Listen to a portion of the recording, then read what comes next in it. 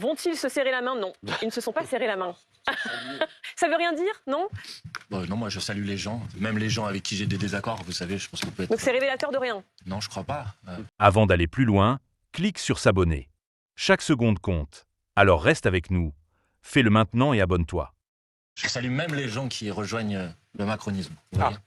Bonsoir Manuel Bompard, en tout cas. Bonsoir. Merci d'être avec nous. On pose la même question à tous les députés qui arrivent sur ce plateau pour que tout le monde comprenne bien de quoi on parle demain et dans quel camp vous êtes. Vous voterez pour ou contre demain? J'ai déjà la réponse évidemment, mais que les choses soient claires. Pour ou contre le projet de budget de la sécurité sociale et pourquoi?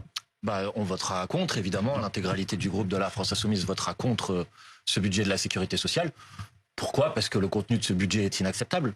On parle beaucoup depuis ce matin de qui va voter pour, qui va voter contre, mais on parle finalement assez rarement de ce qu'il y a à l'intérieur. Moi, je vais vous donner 3 raisons pour lesquelles on va voter contre. D'abord parce que dans ce budget de la sécurité sociale, il y a autour de 4 milliards d'euros d'économies, de coupes dans les dépenses de santé. Et que toute personne qui connaît la situation, par exemple, de l'hôpital public en France, sait que l'hôpital public ne peut pas assumer 4 milliards d'euros de coupes supplémentaires.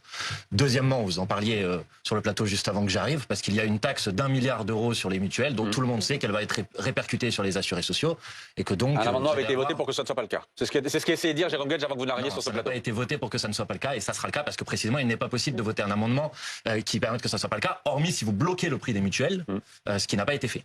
Et troisièmement, parce qu'il y a dans ce budget de la sécurité sociale des mesures peut-être moins publiques, dont on a moins parlé, mais qui sont tout aussi inacceptables. Par exemple, je ne sais pas si vous savez, il y a 500 millions d'euros d'économies sur les personnes qui sont atteintes de maladies de longue durée. Par exemple, les personnes qui ont du diabète de type 2, et sur lesquelles on va moins rembourser les soins qui sont aujourd'hui pris en charge. Mais il y a aussi, Manuel Bompard, la suspension de la réforme des retraites, la hausse de la CSG sur le capital, le dégel des pensions de retraite, le dégel des prestations sociales. Et c'est là qu'on a du mal à vous suivre. Non, je crois qu'on me suit très bien, parce qu'en fait, ce raisonnement est pardonnez-moi, mais est un peu, pas le vôtre, mais celui que... Attention à ce que vous dites, Manuel. Non, c'est une escroquerie intellectuelle. C'est-à-dire que si demain j'arrive et je fais un budget qui est le musée des horreurs, je mets tous les trucs les plus horribles à l'intérieur, et puis à la fin du processus de la discussion, je vous dis, bon, il y a plus ça, il y a plus ça, il y a plus ça, vous devriez être content. C'est comme si, madame, je vous dis au début, bon, je vais vous couper 2 bras, puis finalement, maintenant, je vous dis, je vais vous couper 1 bras. Vous êtes contente, vous êtes d'accord? Vous êtes super contente si je vous coupe 1 bras, non? Non, évidemment, vous n'êtes pas contente. Sauf que c'est ça, le budget de la sécurité sociale. Sauf que si demain... demain... on a dit qu'on allait nous couper 2 bras, maintenant on nous dit qu'on va nous en couper 1. Sauf que si demain, et à la fin des fins du processus à l'Assemblée et au Sénat, il n'y a pas de budget qui est voté, pas de compromis qui est voté,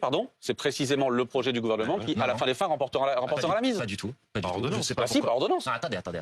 Si le budget de la sécurité sociale... Donc il y aura les 2 bras. Non, c'est pas vrai.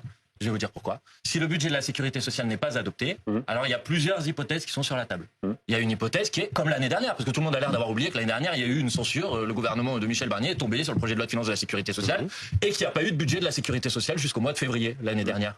Donc il n'y a pas eu le projet initial du gouvernement. Donc ça c'est une hypothèse dans laquelle il n'y a pas le projet initial du gouvernement. Donc pour reprendre la métaphore, les 2 bras ils ne sont pas coupés. Ou alors il y a une tentative de passage en force qui peut passer soit par des ordonnances, soit par le recours à l'article 49.3 de la Constitution. Là c'est les 2 bras. Oui, mais dans cette hypothèse-là, monsieur Svitek, on a la possibilité de censurer le gouvernement, parce que moi je peux vous l'annoncer ici, évidemment, s'il doit y avoir un 49.3 ou des ordonnances, nous on déposera une motion de censure. Mais il n'y aura pas de 49.3, je crois que là-dessus il a été clair.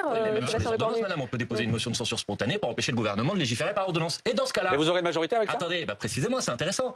Puisque monsieur Guedj, qui était sur le plateau juste avant moi, dit que pour lui le budget initial du gouvernement est inacceptable, et qui dit lui-même que si le budget tel qu'il est aujourd'hui est rejeté, il reste le budget initial. Et si on dépose une motion de censure, j'imagine que pour empêcher le budget initial, il votera la motion de censure. C'est peut-être d'ailleurs la question que vous auriez dû lui poser. Et alors, si le Parti Socialiste vote la motion de censure, le Rassemblement National a l'air de dire qu'il n'est pas d'accord non plus, alors oui, il y aura une majorité pour renverser le gouvernement. Et dans ce cas-là, le budget initial du gouvernement, non. Ce que vous êtes en train de dire, ce que vous êtes en train de dire, et ça nous renvoie au titre de l'émission ce soir, le cornu à qui tout double, c'est qu'en réalité, demain, c'est bien aussi l'avenir de Sébastien Lecornu et du gouvernement qui se joue à l'Assemblée. C'est ce que je crois et ce que je souhaite. Mais moi, vous savez, je n'esquive pas. Depuis maintenant 2 mois, j'ai toujours dit la même chose. Mon premier objectif, c'est de battre le budget de la sécurité sociale, parce que ce sont de mauvais budgets pour la France et pour les Français. Mon deuxième objectif, c'est de faire tomber le gouvernement. Donc si demain, le budget de la sécurité sociale est rejeté, je considère qu'on aura bien avancé et que effectivement, ensuite, la question qui sera posée, ça sera la question de faire partir ce gouvernement. Parce qu'il n'y aura pas de bon budget de la sécurité sociale ou de bon budget de l'État. Déjà visiblement, Bruno Jeudi, qui est bien informé, nous dit qu'il n'est pas question pour Sébastien Lecornu de démissionner. Oui, alors ça, c'est ce qu'il dit avant. Après, si jamais demain il échouait, il y a aussi l'aspect sidération et on rentre dans une autre phase qui est une phase de crise qui s'ajoute à la crise. Et c'est vrai que ce soir, en tous les cas, ces dernières heures, il n'était pas dans une logique de mettre sa démission dans la balance. Et je ne comprendrais pas pourquoi il démissionnerait sans avoir la possibilité de recourir à l'ordonnance. Justement, dès le départ, il s'est privé de ses outils. Vous avez raison. Voilà. C'est très bizarre de se mettre de ses fonctions avant d'avoir utilisé. Est-ce que je ne comprends pas, pardon, j'en profite. Avant de partir, vous êtes plus de 95% à regarder nos extraits sans être abonné. Si ce format court vous aide à aller à l'essentiel, pensez à vous abonner, à liker et à partager.